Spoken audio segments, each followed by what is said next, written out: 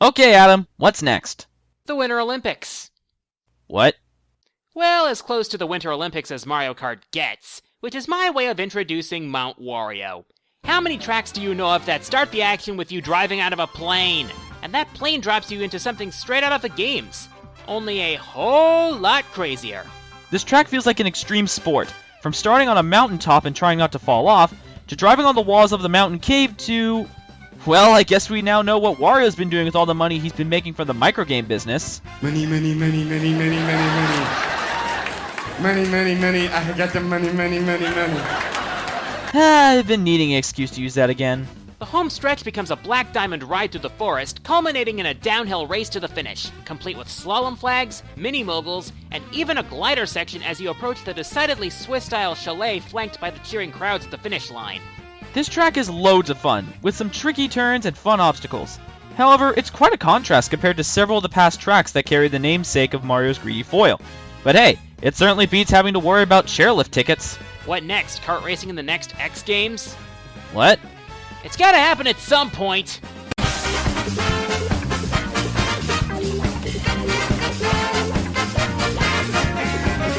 What's one thing that everyone remembers about Super Mario Bros. 3? The raccoon leaf? Besides that. The Tanuki suit? Besides that. Oh, it's the Koopa Links! Getting warmer. Boom Boom?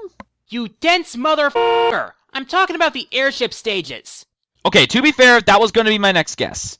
Anyways, with how memorable the final act of each of the first 7 worlds was, you'd think it would be perfect sense to make a Mario Kart track based off of it. But somehow, it took until the DS era for Nintendo to think of the idea. Thankfully, Airship Fortress managed to catch on this potential big time. Now, what do you tend to see on the airship levels? Stuff like bullet bills, rocky wrenches, and flame jets, right? So what does this track have to offer? Stuff like bullet bills, rocky wrenches, and flame jets. Wow, the devs really do think of everything. Yeah, they even threw in the greatest turn for drifting in the entire series. Counting how many mini boosts you can get from that tower alone is almost like a minigame in itself. And that's not even counting the fact that you reach it from a DK Mountain-esque cannon. Add to that some well-placed turns and some rockin' music, and you have a track that not only harkens back to one of the best games in the NES library, but also manages to stand on its own merits. Seriously, why didn't Nintendo think of this sooner? You call me dense.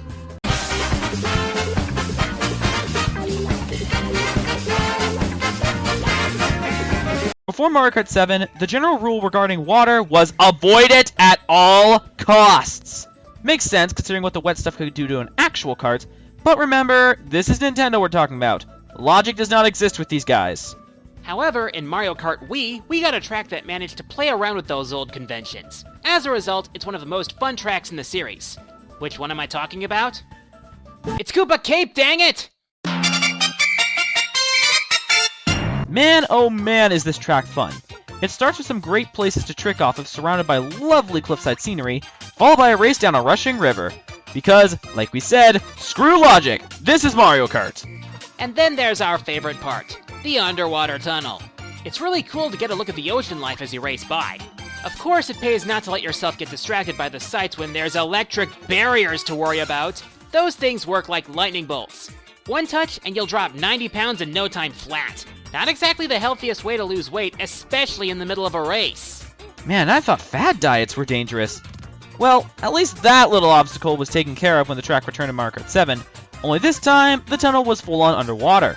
Since water conducts electricity, some extremely sized Chief Chiefs decided to make their home here instead. This track is a fun challenge with great scenery and a well-designed course. Also, I have to give the music credit. It's delightfully quirky, befitting the Koopa Troopas, and it actually changes depending on which section of the course you're on. I love me some dynamic music. Yeah, just like I love me some nice cliffside property. Yeah, and I got a bridge to sell ya. That old line? Really?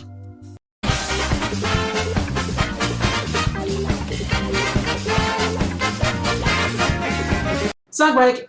Wait, you mean now? Please don't. Seriously, don't! Real talk though, Music Park is one of the most creative tracks we've seen to date, and I'm honestly surprised they didn't think of this concept sooner. This track plays the music theme to the freaking hilt. You've got horns all over the place, colorful lights everywhere, and the track itself features pianos, xylophones, and kettle drums. You even have musical notes hopping about and giving you an opportunity for some tricks. These instrumental implements aren't just for show either. The piano and xylophone keys actually play in sync with the music as you drive over them. Wow, talk about attention to detail! The layout of the track has plenty of tricky curves and well-placed jumps, making for a fun challenge. The music's fun and lively too, which only adds to the auditory ambiance of the track. Though I do feel a little sad that the European version had a better name for this track. They called it Melody Town. Quirks about names aside, Music Park is lively, colorful, and definitely one of the best tracks in this. Here's Music Park, it's a real cool track. It's the kind of track that'll rock your world. This colorful place looks real cool. It's fun for all the boys and girls. Can we just move on, please?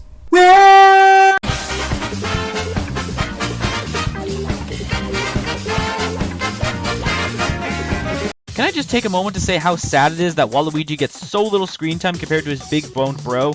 When it comes to the main games, it's Wario this, Wario that, while Waluigi is confined to the spin-offs.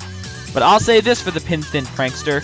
His track in Mario Kart DS has some seriously big balls. Adam, you really had to... Well, actually, yeah, it does. Waluigi Pinball is one of the craziest concepts I've ever seen in a Mario Kart track. You are literally racing on a pinball table. Heck, you even start up on the launch ramp as you're catapulted headlong into total chaos. As you race down the track, you suddenly find yourself dealing with the big balls. No, not those big balls. These giant pinballs are the kind you want to avoid at all costs. As they roll down the ramp, you're gonna have to dodge them as you tackle the well-placed turns. But the action really hits full tilt when you drop into the main table. This is when things get crazy. Between dodging pinballs, bumpers, and flippers, you're going to have to watch your tire tracks or you're going to end up getting tossed around like Raggedy Ann. With all the insanity standing between you and the finish line, you're in for quite the wild ride. This is the kind of track that throws you across the gates of Crazy Town. Amusement park music, color everywhere, and Wonderland levels of insanity. A fun and quite fitting track for the spindly rascal that is Waluigi. Seriously, Nintendo, why you no give Waluigi more screen time?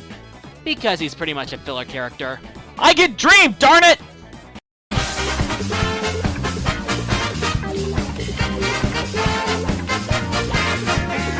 Remember how logic doesn't exist with Nintendo? Yeah, time and time again, clouds have somehow been represented as being solid mass that you can actually stand on, whereas trying to attempt to do so in real life would only result in the last few seconds of regret followed by a messy end. The good thing about this absence of traditional logic is tracks like this can exist. If you think walking on clouds is fun, how about an entire track completely set among the clouds? Cloudtop Cruise is just one of those fantasy courses we can't help but love. Right from the start, the course looks like Jack and the Beanstalk. However, instead of a giant's castle, we have an entire fleet of Bowser's airships. While the airships aren't the focus of the track, unlike Airship Fortress, they really add a nice touch. But that is nothing compared to going straight through the middle of a freaking storm cloud. Seriously, the lightning even strikes some of the boost pads, meaning you'll have to keep your eyes open, otherwise you'll end up extra crispy. Cloudtop Cruise is an excellent track that combines both a marvelous aesthetic and a challenging design. And then there's the music, which is just as awesome and... Wait a second.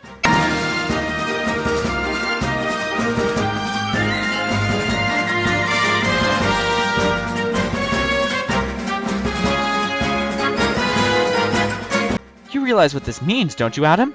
No. What? Super Mario Galaxy 3 confirmed! No, we don't need that! Seriously, did the original Galaxy need a sequel in the first place? Do you have to keep bringing it up?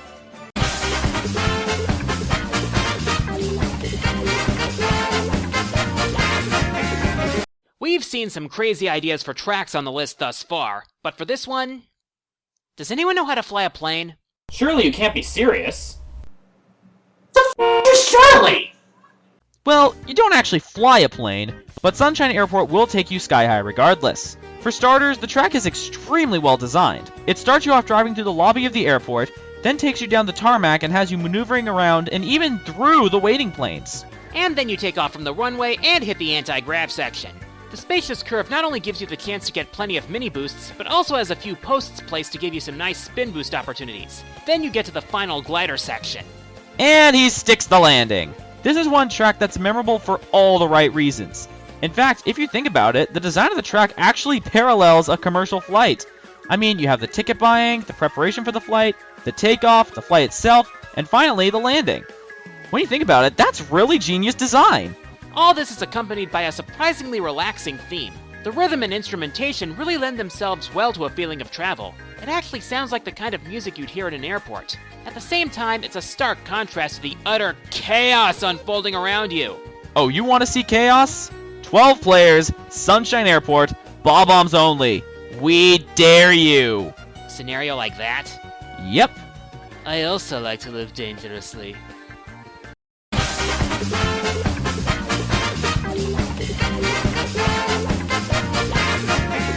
It's story time with QG. Ooh, I have just the snack for that. Candy corn! And did you have time to grab that? During the intermission, of course. Okay then. So anyways, there was a time when I lived in the Los Angeles area. There were plenty of sights to see there, but one thing I always hated was the f***ing traffic. Well, Nintendo must be sadists, because they decided to make such traffic into the basis for a Mario Kart track. And it's awesome. If anyone were to even think about attempting something like Toad's Turnpike in real life, to say it would not end well is an understatement. Thankfully, this is a video game in the Mario Kart series, so logic works in our favor here. Accompanied by a theme that fits the nighttime motif, the concept of the track gives us something memorable. Not only are you trying to avoid all the random crap that you and the other racers are slinging around, you also have to deal with rush hour, and that can lead to some serious car war. And unlike real war, it's actually good for something. Namely, high-octane action on the track. It's even more insane in mirror mode, mainly because you're actually driving into the traffic. While we do give credit to Moonview Highway for essentially pulling off a similar thing in Mario Kart Wii, the original just feels more, well, original. Also, it probably got the biggest overhaul in Mario Kart 8. It's to the point that it's hardly recognizable. Not only did they add the obligatory wall racing segments, but you get the opportunities to trick off the vehicles themselves. This can make for some downright epic maneuvers.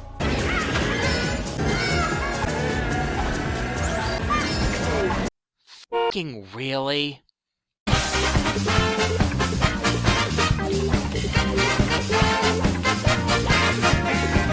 Well, it's that time again. Oh jeez. What? This isn't gonna end up decaying into a whirlwind of puns, is it? Well, I am on the clock, so... Oh no, it's already started. If you've been following me for a long time, I've probably told you about how the study of time has fascinated me to no end. Believe me, I made an entire list talking about the subject and the characters who wield this unique power. But that's in the past. Oh dear. Remember Mario 64? Yeah, you all remember Mario 64. Knowing me, you could probably figure out that Tick-Tock Clock was my favorite area in the game. I second that. Oh great, now he's got me doing it. Hey, don't blame me for Nintendo's genius idea.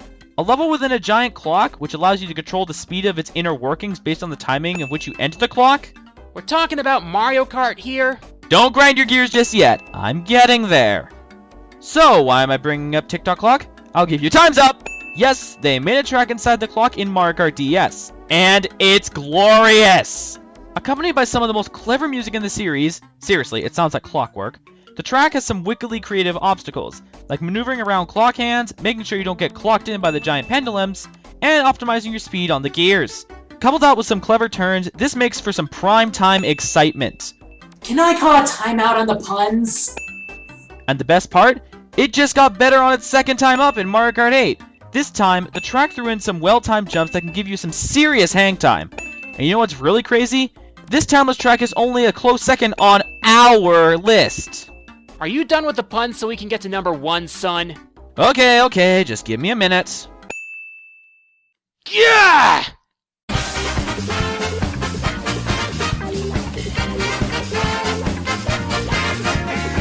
It's common knowledge that Rainbow Road is a Mario Kart tradition.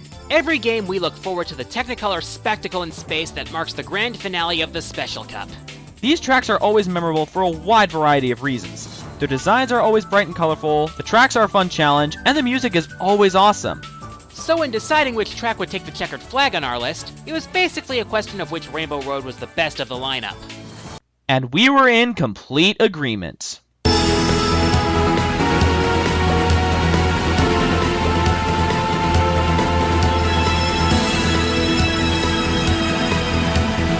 Rainbow Road from Mario Kart 7. This track is perfection. Absolute perfection. This singular track condenses everything we adore about Rainbow Road and the series in its entirety into a cornucopia of unadulterated racing euphoria. Wow, somebody broke out the thesaurus for this one. I can't help it, Mav. I just love this track so much! We both do, and for good reason. Even the most grandiose words can't do justice to how beautiful this track is. The vibrant colors of the track, combined with the majesty of outer space, make for a glorious aesthetic that hasn't been topped before or since. Layout of the track is also magnificent. Like a few other tracks in the game, this Rainbow Road is divided into sections instead of laps. In the first section, you race around various planetoids around the multicolored track, which presents several opportunities for mini boosts, including an undulating road right before the first checkpoint. Following that, you travel by gliders to the rings of a freaking planet, complete with boost pads, after which you return to the main road for some wild curves. After another section of wavy track, the course literally flies you to the moon, where you dodge chomps and even trick off the craters. This leads to the final stretch, a mad dash across rainbow conveyor belts, a rotating tunnel complete with boost pads and glider ramps, followed by a series of launch stars and jumps as you prepare to make the final push for the finish line. And all the while, the track is accompanied by a hope-inspiring remix of the Rainbow Road leitmotif used in both Mario Kart 64 and Double Dash. It's just sublime. This track is, simply put, the complete package. It combines a stellar design, an absolutely breathtaking aesthetic, a theme that basically tells you, you've come this far, you've got what it takes to win, now kick it into overdrive. And above all, it's just incredibly fun to play.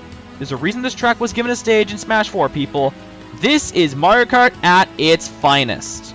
I'm the Quarter Guy. And I'm the One-Winged Angel. And by the way, if you want to meet us on the track, all we have to say is... Bring it!